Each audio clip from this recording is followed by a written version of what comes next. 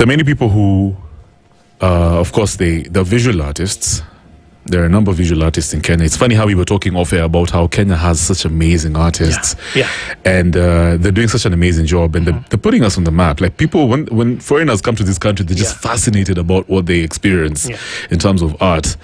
But at the same time, there's a scary side to art where some people chase perfection, right?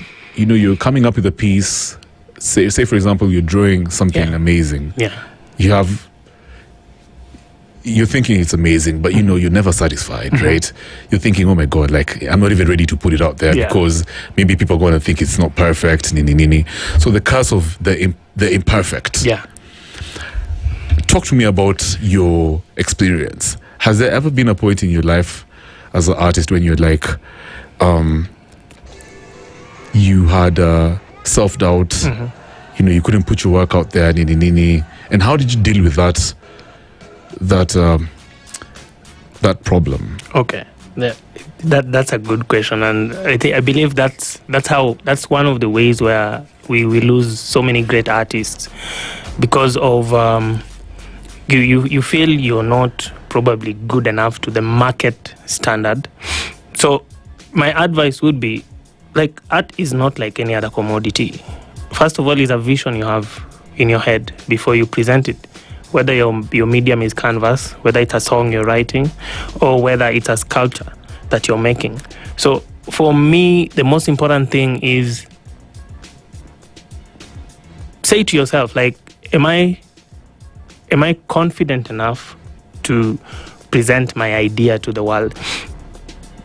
Every artist undergoes that period. Like, even for me, I believe not enough people have seen my work, but that's okay, because you should be your best supporter. Definitely you need support systems around you. You need people around you who are like you. I like this, I don't like this, but it's all good. It's part of the process. Put your work out there regardless, because so many people in the world, you never know who you're speaking to. And the vision in your head was meant for, I always say again and again and again, it was meant for somebody out there in the world.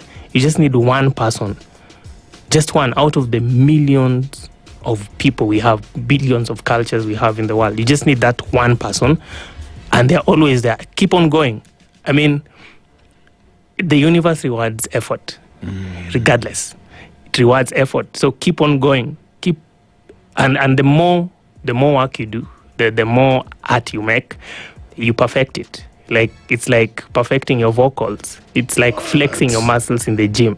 It will grow. Eventually it will grow. And once it grows, you are going to wish you never... Like, for me, I refer to my first pieces. I think I have a couple still. Yeah. And those are the most precious, because they are, for me, the imperfect is the basis of perfection, eventually. And so, is there such a thing as a talented artist, if that's the case then? Yes and no. Because talent still needs hard work. You still need to put in the shift. It's the argument of Messi, Cristiano, and all that. These are different talents. So you can be naturally talented, but as long as you're not working towards your craft, somebody who with less talent can actually beat you at it and become better, and you can actually learn from it. So it's a continuous process. Just keep on going, keep on working towards it, and as long as you want it, for me, that's the secret ingredient. You want it, then it's going to happen. But if you still have doubt in yourself, then start with working on the doubts. Just make sure the doubts are all gone. Yeah. Then it's just you, like Tupac says, it's you against the world. I love it, bro. Those are bars. Yeah. Let me ask you, at what point in your journey, in your life as an artist, did you actually realize that you look at things differently? Yeah. I remember when I was young, like my sisters would give me a paper and they'd be like, I need you to make a drawing and painting of me, and that would actually make them happy. These are people who you don't talk to so much, but when it comes to you making a drawing, that would be. And of course, the instances where you're in art school and the teacher gives you the work and you've scored an A, not because of the grades and all that, but they're saying actually you're good at what you're doing. You can transfer an image and probably put a replica of it on a piece of paper or a piece of canvas. So this vision keeps on growing because you keep on noticing the little things, like the color of your mic is, you get. So somebody would come and probably not give it a second look, like why is it not orange as the background and it's pink? So those are the elements you keep on asking yourself in the head as you brainstorm. And then the beauty with that is it gives you freedom to manipulate all these entities how you want it. So I mean, your red is not my red. So if I can paint it out and you can describe it, who's going to have the most impact for other people? It's the person who makes it seen, not like I had this color and all that. So it's one of the strong senses of any person, like sight. Yeah, wow, that's amazing. I didn't look at it like that. Yeah, so the pressure is not on you. Yeah. And how do you balance the emotional weight of creating stuff, really good stuff, and of course the professional side of it, the business side of it, right? Because you have certain expectations, right? How do you balance the two? So I don't think there's never really any balance, because when you set out on the journey of artistry, again, it doesn't matter how you speak. You have to keep on going until all the messages is downloaded. So for me, I don't give myself targets, like I have to do 2, 3, 4, 5 works in a certain period. But I have this idea, like the work I'm working on now, I have to finish it. Once I finish it, I put it out. Then I take a blank canvas, wherever the next vision comes. Like I don't have a plan of what I'm going to create next. But for me, where I'm at creating my art, I let it speak to me. Like I take one project at a time, and I don't have like a set of targets that I need to complete. So I believe confidently in my timings, and I believe that one way or the other, of course, there was a time I wasn't selling much when I started. When you post your work and you only have your 2 favorite people liking your work and reposting and supporting you and giving you a shout out, that's a start. Like always, 2 can grow to 4, to 8, to 10. You build patience, but consistency for me that is key. You have to maintain your level. You have to be fresh, and you have to transcend. Don't really limit your ideas to like a small thing. Think of you communicating to anyone who's never met you before, who doesn't even know, like you come from Kenya and all that, but they know your work. So your work speaks first than anything else for me. Consistency, right? Such a powerful word. Yeah. Especially when you're starting out, it can be very hard, isn't it? Very. I can imagine. But it always pays off. Yeah. It's, again, I look at everything in nature. It takes time. You put a seed on the ground. You don't expect to come tomorrow and now your plant is fully grown and you can eat. There's many obstacles. It needs to grow. The condition, you give it perfect conditions, you still have risks of pests. Somebody can come and steal it. So it's not guaranteed, but you still have to believe that, you know what, I'm going to do it again and again. I might as well plant so many seeds, not just one. So, yeah. I love it. Yeah. Creative fatigue. I'm sure you get to a point where sometimes maybe you can, of course, educate us. Yeah. Where, you just don't feel like, drawing. You just want to take a chill pill. You want to go for a holiday. Yeah. Where do you turn your eyes to and your fingers when you hit that creative fatigue spot? Mm-hmm. Where do you get the inspiration? Where do you refill, if I can put it like that? Awesome. Adventure in different ways. The things that you like if it's hiking, if it's reading a book, if it's watching a movie, if it's having a conversation. I like having conversation a lot with my friends, and with when I'm with my, the older you grow, you have very little. So with my bro, call him my bro. So when you're with people like that, energy just draws towards you and you meet different people who narrate different ideas. But the most important thing is you take time off literally and relax, because the body will tell you, like, you're fatigued, I can't generate any more ideas and all that. Take time off. Then you'd be surprised by just doing something else that's not what you always do. You don't really need to travel for the vacation, go to holidays and all that. Just do something different. And yeah, that's when now the more ideas come. Of course, through talking to people, sharing experiences, being in different places, these are things that can really help as much as building on your next concept is, sharing ideas, visiting other artists, asking people about their work, what inspires you. These kind of things, they really help. It's a synergy of ideas and energy. Mostly for me, it's energy. Yeah. So are you like in a community of artists currently? At the moment, no. But now that's where my research maybe helps. I have different ways where I can do research, and one of my biggest research sources is YouTube. And you could watch processes of other artists who are making it, who've made it, who are making different kind of art, what inspires them. So you see, through reading and getting all these ideas from other people, they help. They really help to just align your own creativity. Yeah. Do you think Kenyans appreciate visual art in everyday life? We just treat it like it's luxury. It's just for the privileged few. I think yes, because I've gotten people to collect my work from my country, and they really, really, really enjoy like what I do. So I feel like, again, there is a standard to anything. Like, if it's good, it's good.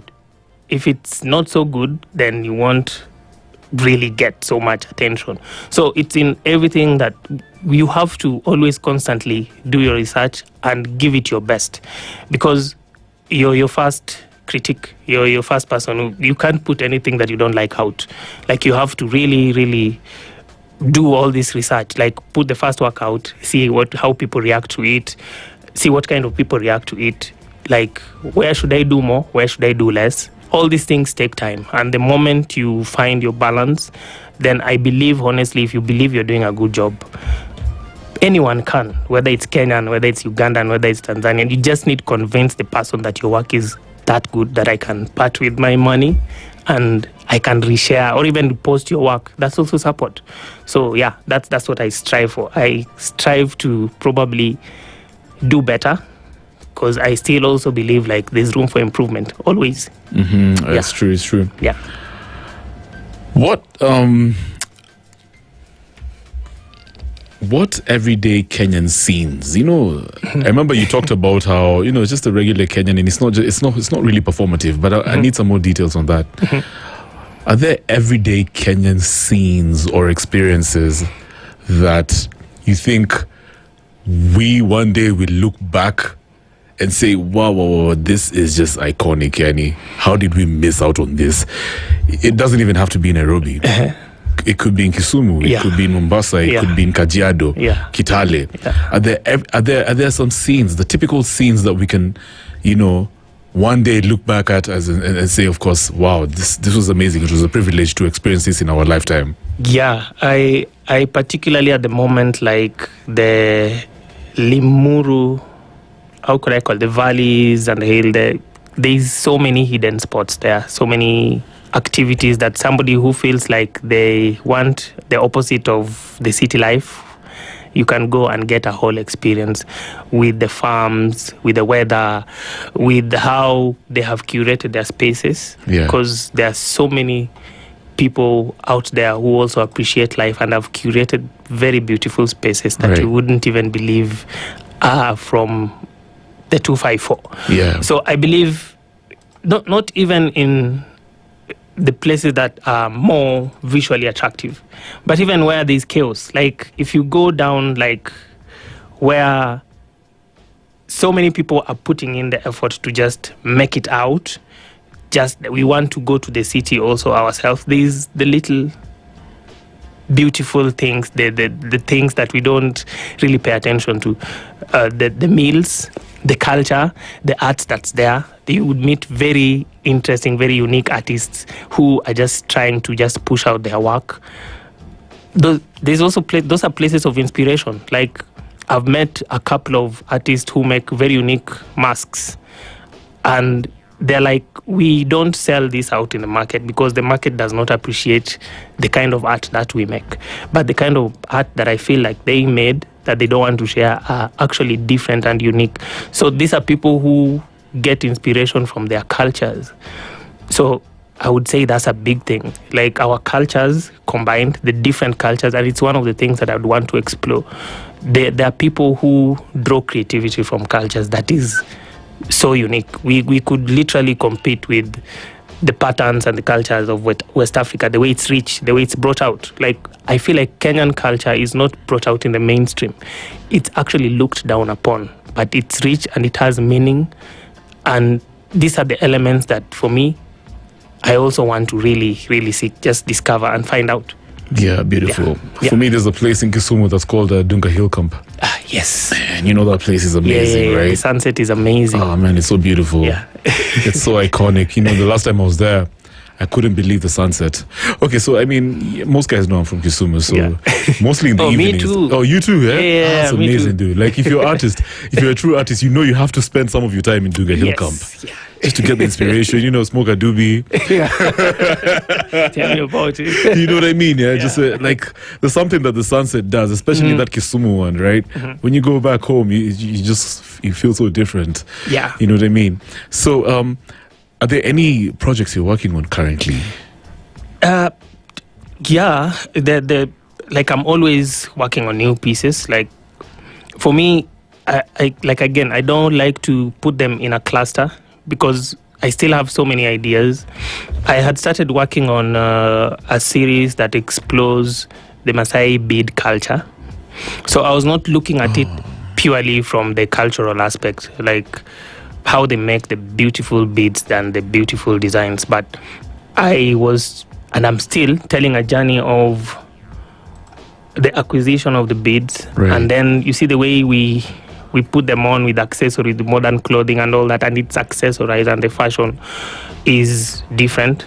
So there are more people who buy the beads from Maasai market, but they don't actually understand the story behind them, so the cultural aspect behind the beads. So my intention is to merge that gap through my work again and see how we could probably take the bead idea to a more contemporary, stylish approach. I know there's so many artists who work on this and tell a very good story of this, but I feel like through telling the journey, step-by-step process from where it came from, when I buy, how or who it affects directly in the community, and the next culture, like how can we advance this market even to take care of the many creatives who don't have work. Yeah. So true. How can we build up on that culture, in that essence of it directly impacting people who are willing to be creative enough to make things out of that. Yeah. You know, I love the beads as well. Yeah. And I also think people in the African traditional society back in the day were so creative. Yeah. They were so artistic, isn't it? Yeah. So it's like almost innately in us. Yes. To be artists, especially African people. Definitely. Like, everyone is creative in their own ways. We just need to remember. Oh, remember. Yeah. And I believe if my work inspires somebody to just say, you know what, I feel like I could do something like this, but with beads, for me, that's a great win. And that's the culture that we need to really hone, and especially in my country. And that's one of the things I champion. And I make an effort to say, you know, if you like my work, then you should really come to my country. You should really come and see what other people are doing. The people who are insanely talented in my country. Yeah. You've got humans from around the world that love your work, isn't it? Yeah. I love that. I enjoy that. That's really good. Thank you. Final question: if you could teach people, folks out there, one artistic habit that's going to help them look at the world differently, what is this that you would teach them? What needs to be taught from Lee? Okay. Less scrolling, more weaving. Less scrolling, more weaving.